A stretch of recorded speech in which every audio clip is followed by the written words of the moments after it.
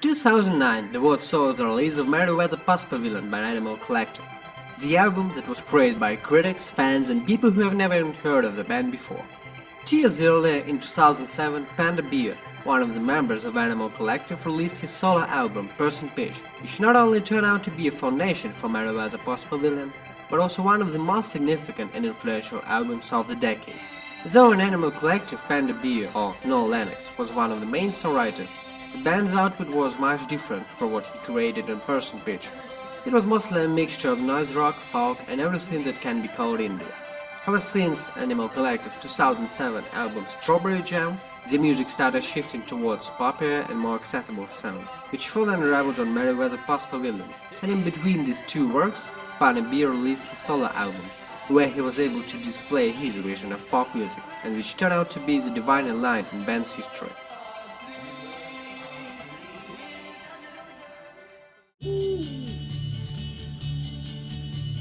The recording of an album began in 2005 when Noah moved to Lisbon, Portugal and started a family. Being distanced from the band and living in a warm and sunny place influenced his songwriting, and therefore the music on Person Pitch was optimistic and carefree. The album differed stylistically from both Animal Collective music and Noah's previous solo works. Upon arrival to Portugal, his guitar was held accustomed, and so he turned to his own SP303 sampling as a prime instrument. Because of that, Person Pitch almost entirely consists of manipulated samples and loops and Lennox's own vocals. The work stretched for 2 years, as Noah was also touring and recording with Animal Collective. That's why he decided to release singles, a tactic used by many electronic producers. From 2005 to 2007, 5 songs out of 7 were released as 12-inch singles: I'm Not, Comfy Nautica, Bros, Good Girl/Carrots, and Take Pills. Stylistically and production-wise, the album also heavily draws from electronic and dance music, heavy sampling, repetition, catchy hooks, but at the same time here you can find sentimental and optimistic psychedelic pop akin to Pet Sounds era Beach Boys, Metallica or early Phil Spector produced bands. Jangly guitars and songs Take Pills and Bros also hint a general idea of 60s music. However, there is certainly much more influences from hip-hop and contemporary pop to drone and IDM. Lennox even went as far as putting a huge list of influences in the liner notes, which include almost everyone possible. You may even think of it as a listening diary. But probably the thing that reveals influences best is the samples, which Lennox uses throughout the album. Let's look closer at some of them. Here we can find 60s rock and pop in Take Pills and in the album's centerpiece, Bros.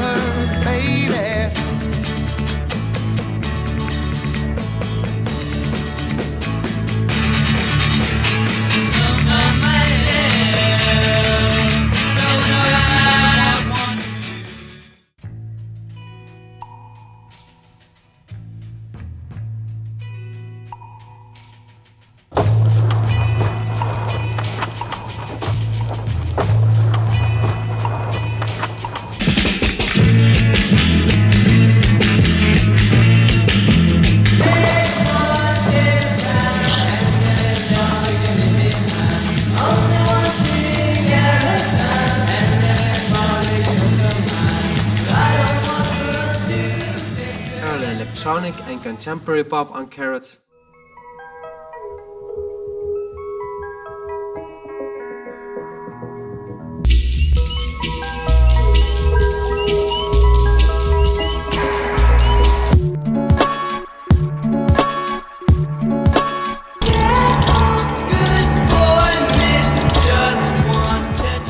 Got a choir on I'm Not.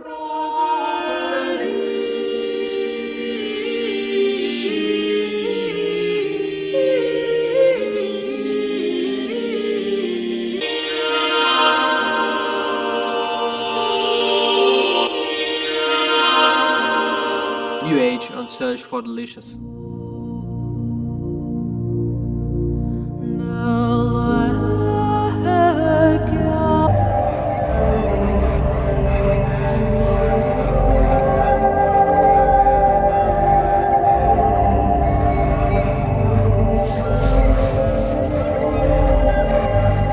Lennox's approach to sampling is rather different from the one in electronic and techno music. Rather than using complete musical phrases, he picks just a couple seconds of music and processes through multiple sound effects until it's almost unrecognizable.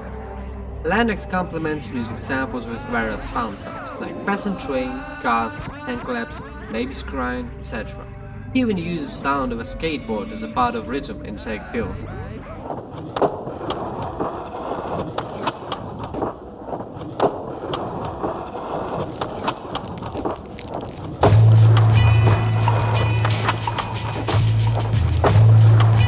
This approach to songwriting and production on Person Pitch brings to mind the concept of Hauntology, which became more widespread in connection to music in the last 2 decades. Originally, hauntology is a philosophical concept that, according to Wikipedia, refers to the return of persistence of elements from the past, as in the manner of a ghost. When applied to music, it usually describes works that relies heavily on the sense of false nostalgia, cultural memory, or retrofuturism. Example of such is music by artists like Burrell, Ariel Pink, or The Caretaker, or the whole vaporwave genre, all of which strive to replicate the atmosphere of some period of the past and thereby create a sense of false nostalgia in the mind of a listener. Person Pitch seemed to fit this concept with its sound, songwriting, and production. It's not the first album to be almost entirely compiled from samples, as there have been such ones as Paul's Boutique by the Beastie Boys or Introducing by DJ Shadow. But none of them have used samples in a way Lennox did. Person Pitch feels much like a reinterpretation of the 1960s golden age pop era. It's full of emotion and nostalgia for the times which Lennox himself certainly wasn't able to live in. The album is a subjective view on the era and probably on music in general. Even the name Person Pitch transcribes the sound of a person, according to Lennox himself, with pitch being sound and person being, you guess it, a person. And where Panda Bear can tell a personal story through music, he does it through lyrics.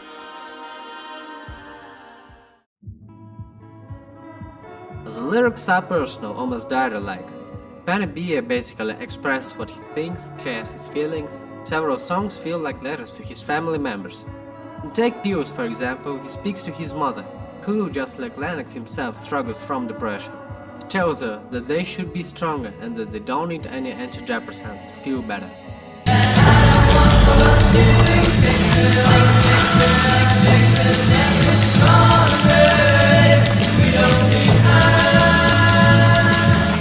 In Bros, Lennox talks to his brother, asking him to leave him alone and to let him have personal space for himself.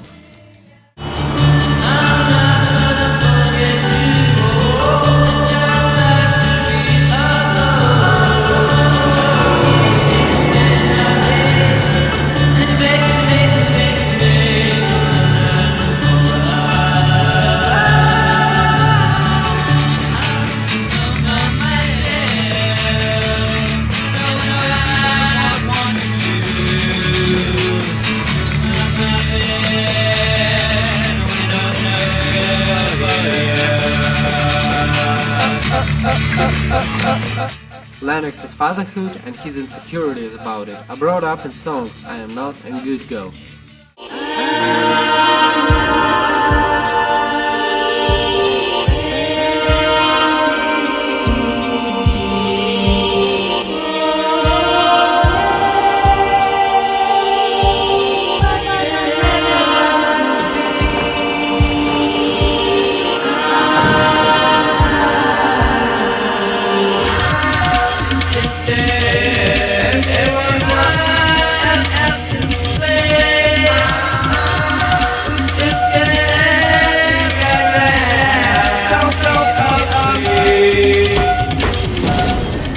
The album is bookended by two probably most optimistic tracks, Confi Nautica and Ponytail.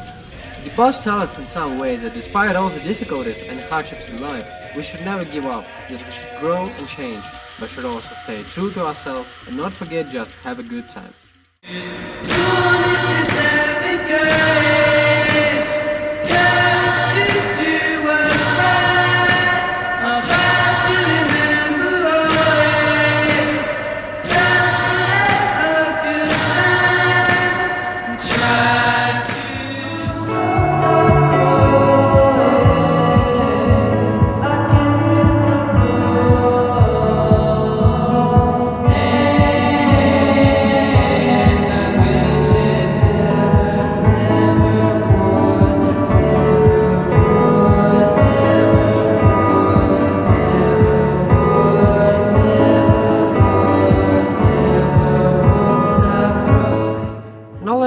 important than the lyrics themselves is the way they're sung.